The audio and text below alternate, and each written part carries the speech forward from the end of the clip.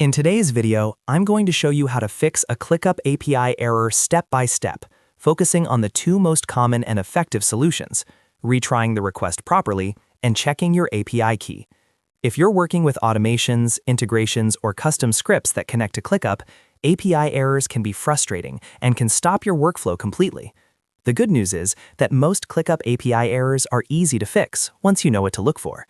If you find this tutorial helpful, make sure to hit the like button and subscribe to the channel for more software and automation guides. Let's jump right in. First, let's talk about retrying the request, because many ClickUp API errors are temporary. ClickUp's API can sometimes return errors due to rate limits, temporary server issues, or network timeouts. If your request fails once, it doesn't always mean something is permanently broken. The best practice is to retry the same request after a short delay. If you're using a script, make sure your code includes a retry mechanism that waits a few seconds before sending the request again. For example, waiting 2 to 5 seconds before retrying can often resolve the issue. If you're using an automation tool like Zapier, Make, or a custom backend, look for settings related to automatic retries or error handling.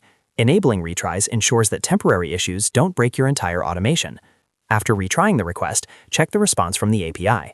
If the error disappears on the second or third attempt, then the issue is likely a temporary ClickUp API or network problem.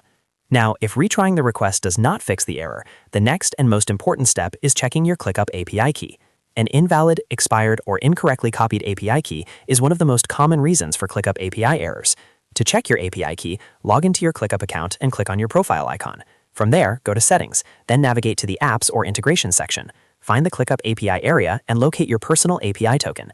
Carefully copy the API key and make sure there are no extra spaces before or after it. Even a single extra character can cause authentication errors. Next, go back to your script, application, or automation tool and paste the API key again, replacing the old one.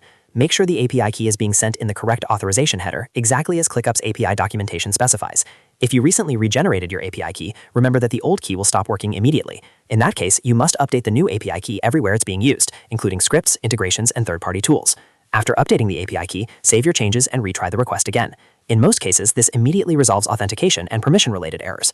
As a final check, make sure the API key has access to the correct workspace, space, or list you're trying to interact with. Lack of permissions can also trigger errors even if the key itself is valid. And that's it. By retrying the request and checking your ClickUp API key, you can fix the majority of ClickUp API errors quickly and get your integrations back up and running. If this video helped you, don't forget to like the video and subscribe to the channel for more ClickUp and automation tutorials. Thanks for watching, and I'll see you in the next one.